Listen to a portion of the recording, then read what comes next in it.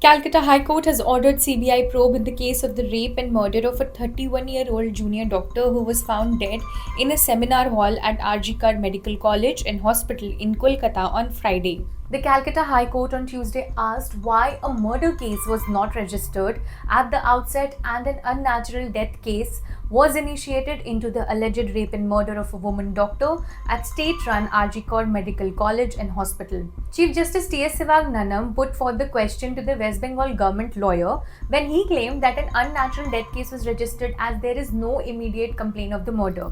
To this, the division bench presided by the Chief Justice said that the body of the postgraduate trainee was not found on the roadside and the superintendent or the principal of the hospital could have filed the complaint. Now, the body of the doctor who was allegedly raped and murdered inside a seminar hall of the RG Kar hospital was found on Friday morning. A civic volunteer was arrested in this connection on Saturday. The Chief Justice also said the murder was so gruesome that the doctors and interns were justified in venting their anguish. Junior doctors and interns across West Bengal and across the nation continued their cease work on Tuesday as well, protesting against the incident and demanding adequate protection to the hospital staff. The High Court said the state should hold a dialogue with the agitating doctors.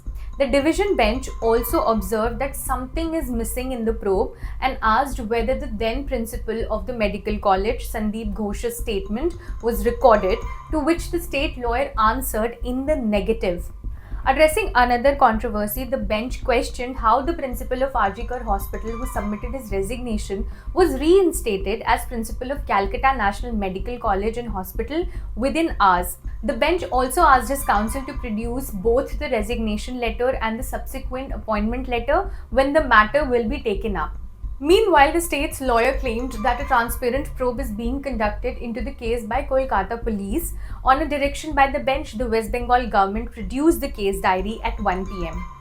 For more updates, keep watching the Indian Express.